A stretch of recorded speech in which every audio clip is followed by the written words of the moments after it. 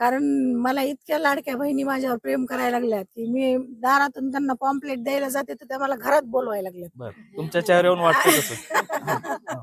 आणि मी ठरवलंय की नुसतं पोस्टरवर मला दाखवायचं नाही तर मला समक्ष प्रत्येकाच्या घरी जाऊन माझा चेहरा दाखवायचा आहे मला. बरं, मला कारण नुसतं पोस्टरवर चित्र दाखवून निवडून यायचं नाही. बरोबर. कारण मला समाजाची सेवा करायची. त्याला आम्ही महिलांसाठी पहिला सुरू जसं लाडकी बहीण योजना आहे तसं महिलांसाठी आम्ही महिलांच्या आरोग्यावर पहिलं फोकस. जिल्हा परिषद आणि पंचायत समिती निवडणुकीची प्रचाराची रणधुमाळी वाढतच चाललेली आहे. अवघे 4 दिवस मतदानाला बाकी आहेत. आपण रेणापूर तालुक्यातील कामखेडा या सर्कल मध्ये आहेत. कामखेडा सर्कलचे उमेदवार सरिताताई शंकरराव भिसे आपल्या सोबत आहेत.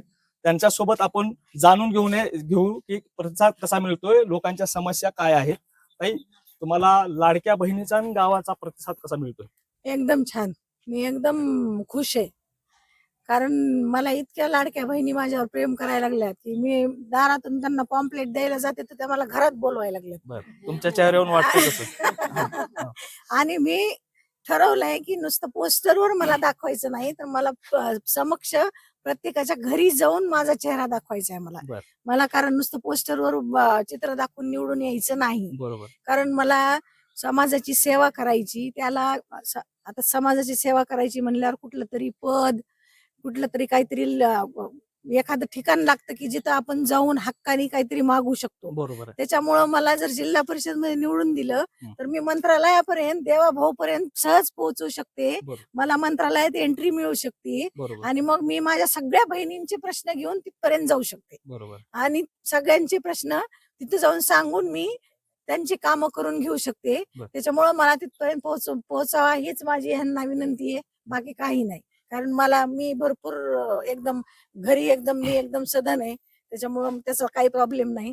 मला फक्त समाजसेवा करायची आणि मला सगळ्यांबरोबर खुश राहायचंय. इतकंच आहे बस. आता तुम्हाला फिरताना प्रतिसाद मिळतोय, पण आता त्यांच्या समस्या आहेत महत्वाच्या.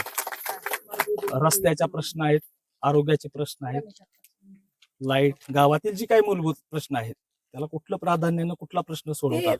सगळे जे काही मोठे मोठे छोटे छोटे प्रॉब्लेम्स आहेत ते सगळे मी आधी माझ्या मागे भक्कम 2 माझे भाऊ उभे आहेत.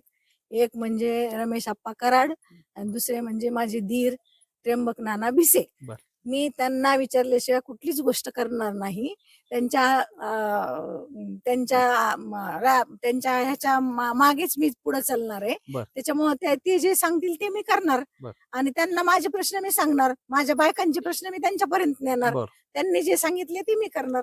इतकं तर ठरलेलं आहे. कारण आमचं बहीण भावांचं हे नगर जिल्हा परिषद चालणार आहे आणि बहीण भावाचं नातं असल्यामुळं बहिणींनी सांगितलेली कामं भावाला तर करावीच लागणार आहे.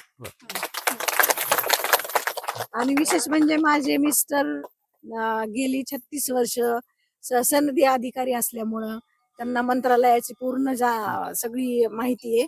ते तर मला एकदमच मदतच करणार ना सगळी. बरोबर. कारण मी प्रत्येक फाईल त्यांना दाखवणार.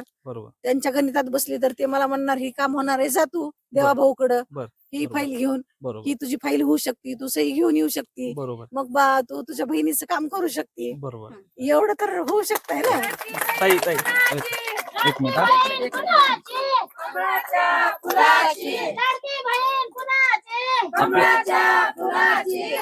भिसे कुटुंबातले एक सदस्य आहेत ताई, भिसे नानाच्या त्या पत्नी आहेत. त्यांना या समस्याची जाण आहे. कशा पद्धतीने समस्या सोडवणार आहे? आता वर आपलं केंद्रामध्ये आणि राज्यामध्ये आपलंच सरकार आहे. सगळं धान्याचं जे कोटार आहे ते आपल्या घरचं आहे. सगळं काही आपल्याला तिथून मिळू शकते. 100% नाही 200% मिळू शकते तिथून. तर त्याच्यामुळे आपण भरपूर काही प्रश्न आहेत गावामध्ये जे की बऱ्याच जणांची कामं होईलेत, बऱ्याच जणांची कामं नाहीत, बऱ्याच जणांची कामं पेंडिंग आहेत.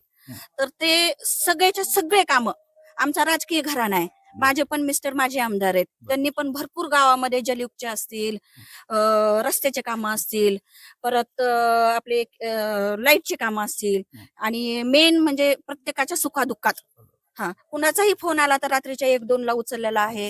आणि त्यांच्याबरोबर मी राहिलेली आमच्या पूर्ण घरामध्ये सासऱ्यांसोबत सगळे समाजसेवा ते प्लस समाजसेवाचे एका नाण्याचे 2 बाजू असतात. त्याच्यामध्ये समाजसेवा राजसेवा हे राजकीय सेवा एकच येते. त्याच्यामुळे आम्हाला सगळ्यांना ह्याचा अनुभव आहे. तर त्याच्यामध्ये आम्ही महिलांसाठी पहिल्या सुरू. हं. जसं लाडकी बहीण योजना आहे हं. तसं महिलांसाठी आम्ही महिलांच्या आरोग्यावर पहिलं फोकस करणार, बरोबर. की महिलांच्या आरोग्यामध्ये फार बरेच खेड्यामध्ये. प्रॉब्लेम आहेत. हं. त्यांच्या डिलिव्हरीचे प्रॉब्लेम असतील, हं. त्यांचं ॲनिमिया असेल, असे भरपूर प्रॉब्लेम आहेत. आणि त्यांच्या मुलांचे, लहान मुलांचे प्रॉब्लेम, बालकांचे, महिलांचे, त्यांच्या लहान मुलांचे आणि लहान मुलांच्या शाळेचे, शिक्षणामध्ये प्रत्येक घरामधला विद्यार्थी कसा परफेक्ट होईल आणि कसा तो कुठल्या तरी पदावर जाण्यापर्यंत त्याला सगळं शिक्षण मिळेल, ह्या पद्धतीने आम्ही नवीन नवीन रीडिंग रूम म्हणा किंवा चांगले वेगळ्या वेगळ्या प्रकारचे शिक्षक म्हणा, आम्ही स्वतः जातीनं लक्ष घालून ह्या ज्या आपल्या महिला आहेत काम करणाऱ्या त्यांच्या मुलांचे जे शाळेतले विद्यार्थी त्यांना आम्ही एकदम एका पदावर पोहोचण्यापर्यंत आम्ही तिथपर्यंत प्रयत्न करू. त्याच्यामध्ये आम्ही कमी पडणार नाही कुठल्याच ह्याच्यात. आणि परत रस्ता आहे आणि घरकुल आहेत, हे तर आपले नेहमीचेच आहेत. त्याच्यामध्ये पण आणि भरपूर योजना महिलांना, ज्या काही योजना आताच कमळाचं सरकार आहे, कमळाच्या सरकारने महिलांसाठी भरपूर दिलंय. बऱ्याच महिलांना माहिती, बऱ्याच महिलांना माहित नाही. आता लाडकी बहीण आहे, आता फडणवीस साहेबांनी लखपती दिदी केली योजना. लखपती दिदी योजना आहे ते प्रत्येक महिलांना ज्यांना ज्यांना काम करायचंय, ज्यांच्या ज्यांच्या घरामध्ये काम आहे, कोणी कुरड्या छान करते, कोणी मसाले छान करते, कोणी काही इतर पदार्थ छान करते, तर ते पदार्थ करण्यासाठी एकदम 5 लाखापर्यंत निधी सरकारनं जाहीर केलेला आहे. तर ते ज्या ज्या महिलांना स्वतःच्या पायावर उभा राहायचे त्या महिलांना आम्ही, वेळ सांगून येत नाही, तर त्या महिलांना आम्ही स्वतःच्या पायावर विदाऊट सपोर्ट त्यांचं स्वतः कमवा आणि स्वतः पैसे, स्वतःचा उद्योग करा आणि स्वतः पैसे कमवा, असं आम्ही स्वतःच्या पायावर महिलांना उभा करणार आहे लखपती दिदी माध्यमातून.